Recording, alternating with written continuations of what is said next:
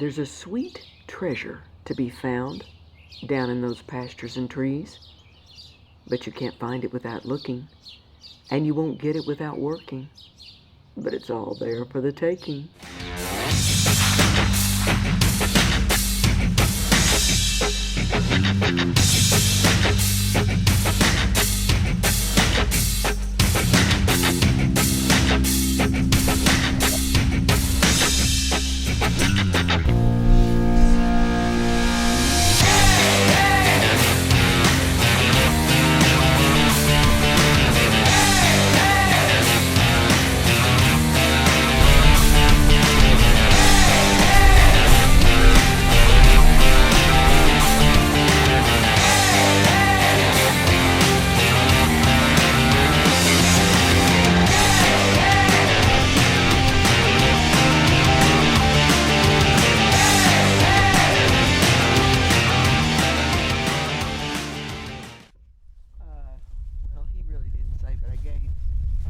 Me and Lee are headed out tomorrow morning to pick the most coveted of fruits, the Sandhill plum. Yeah, they're about that big. They're little Bitty, and they're beautiful. and they make delicious jelly and plum butter. And cocktails. So, the first thing we suggest is a pair of long pants. You're going to be picking, you're going to be walking amongst weeds and the plum bushes, and long pants are pretty much a necessity to keep from getting scratched and scraped and bleeding. Then, we strongly suggest a long sleeve shirt, okay? The next thing we feel like is a pretty serious must is a pair of snake boots, or snake chaps if you choose, whichever. The snake boots, because it's warm out, the snakes will be out and about just like we're going to be, and they have a tendency to, when it's hot, they have a tendency to get up underneath bushes or yuccas or wherever. One of the most important things is a basket to put your plums in, okay? Because no amount of pockets can hold all the plums that you're going to need for jelly, okay? When you fill your basket, which happens pretty often, you want something larger, either at the truck or set off to the side. You want something larger to dump your basket into, because when this basket fills up, that means you have to quit if you don't have something to pour it into.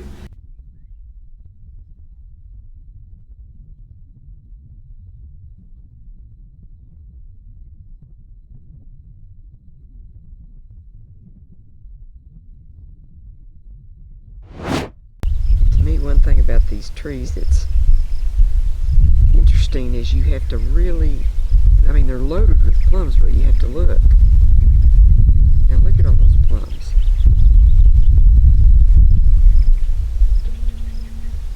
Aren't they pretty? They're about the size of a grape.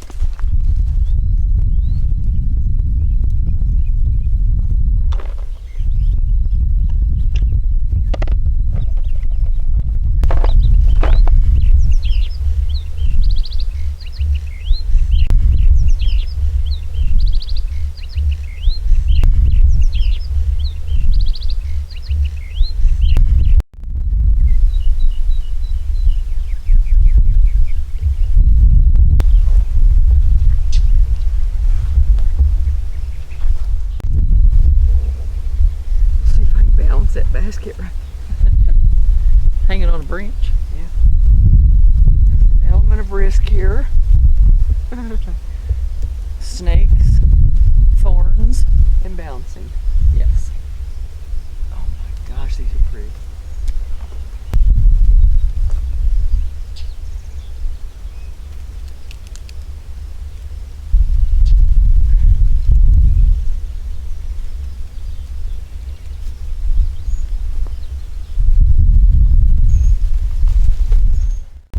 When Panhandle springs bring plenty of moisture, Sandhill plum bushes usually produce an abundance of fruit that can be picked in a variety of states of ripeness.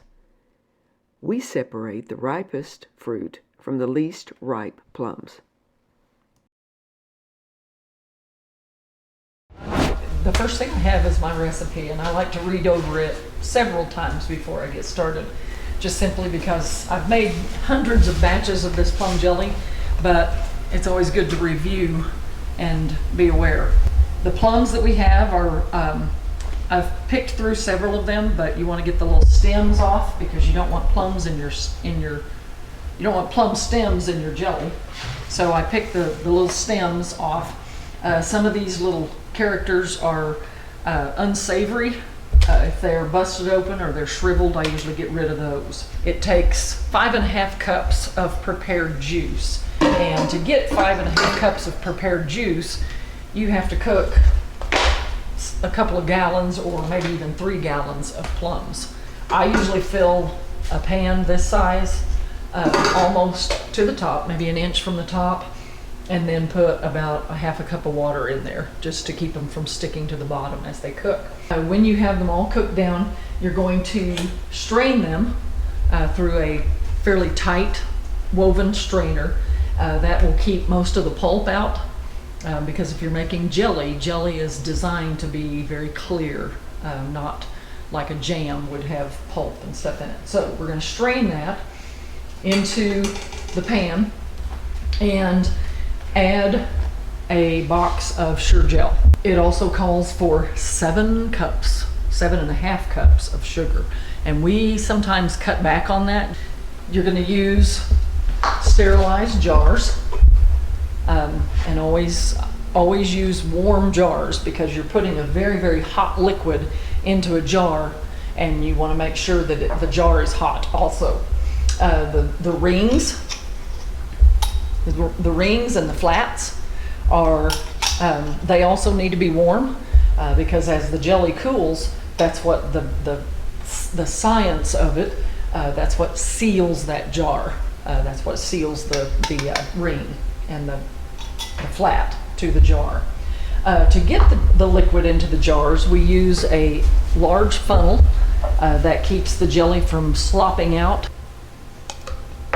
But when I'm cooking the jelly itself, my mother taught me this old trick that if you will use just a small pat of butter, that will keep it from boiling up and boiling so high and boiling over.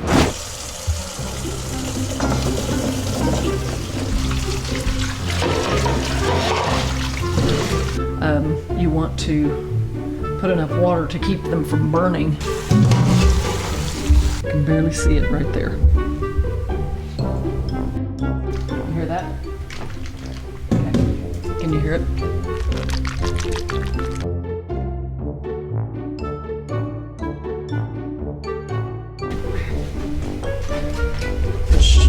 Burner anyway. Let's see here, boy. Does that appear on that side? Okay, I'm filling this pan with hot water, or with water to boil, and then we're going to put the jars in the sink, and we will pour that boiling water. Once this boils, we'll pour it on the jars so that the jars will be hot to put the hot jelly in. Yeah, what are you doing? I'm stirring them so that the ones on the bottom are kind of just shifting them around so that the ones on the top can get hot too. The longer it cooks, the brighter it gets.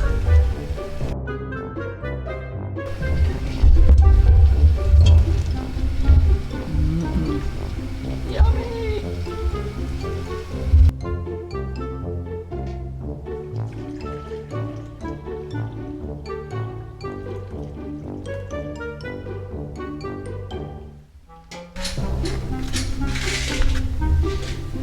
How that you can kind of tell that liquid is getting a little clearer. I mean, it's, the more it cooks, the clearer it gets, and then when you put the sugar in it, it really gets clear.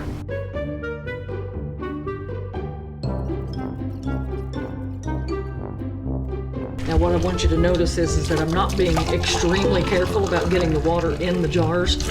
I do want it in the jars because I want them to be hot, but I also want some of that hot water down in the bottom.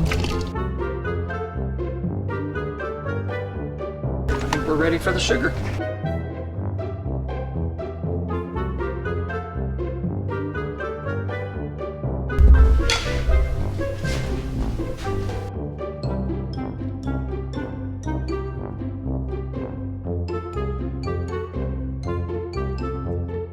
It's jelly, that's all it is. It's just aerated.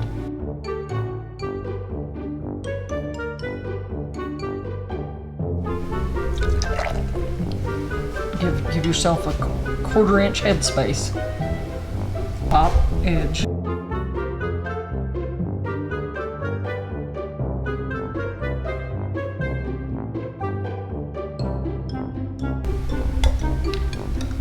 How tight do they need to tighten this? As tight as you can get them.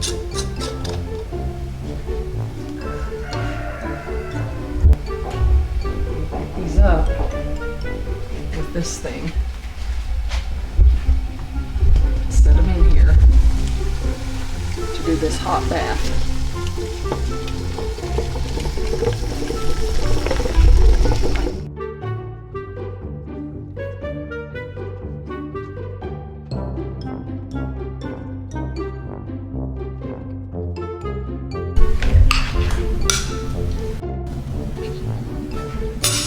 There it went.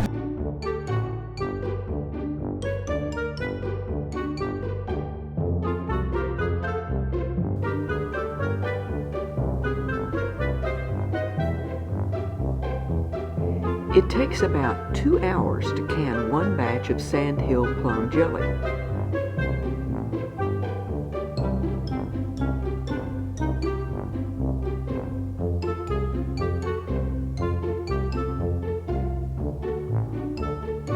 That's about 5 to 7 12-ounce jars.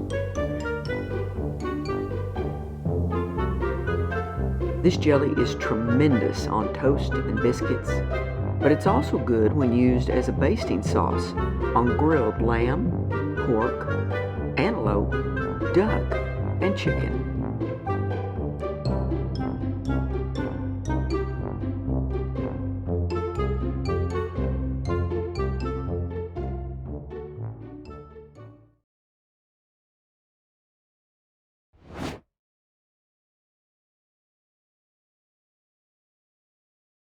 Well, Kelli just did a really good play-by-play on how to make really good Sandhill plum jelly, and she should know because she's a farm girl through and through, and she knows how to do a lot of basics like baking and canning and gardening. She's taught me a lot. And that basic recipe and process that she went over with you is good for all kinds of jams and marmalade and, you know, preserves and stuff. But I'm thinking, what can I do to contribute to this? What can I do? And I thought, well, I can do a little color commentating by making a cocktail, which I did. And so I'm going to show you how to make this cocktail with the Sandhill plum jelly. So come on.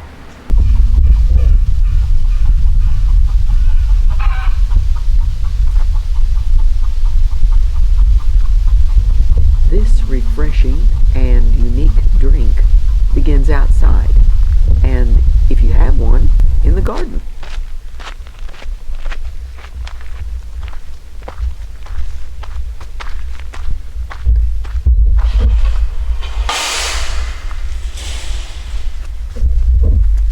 Here, this is my garden, which I'm real proud of.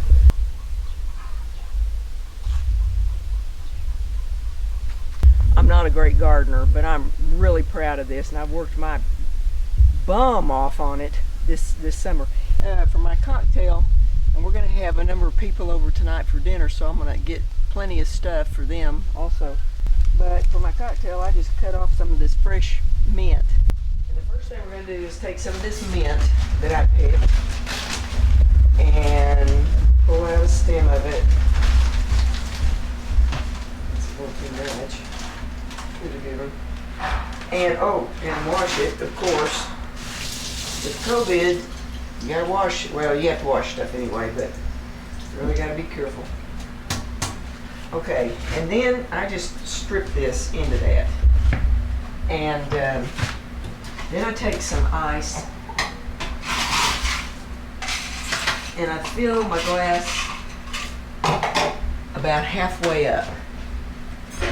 And then I take some of this Sandhill plum jelly and I get a generous teaspoon of it.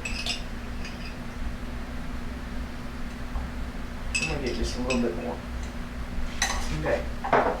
And then I just stir the wampum out of it. Just really get it.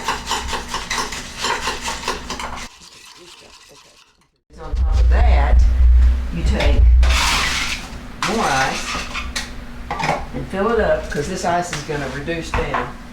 And you get some whiskey. I like Jack Daniels. Get some Jack Daniels whiskey. Pour it in and get a jigger. Pour it on top. And really get with it again. Get all those flavors mixed in. The mint, the bourbon, the jelly. And then I add a splash or two of club soda.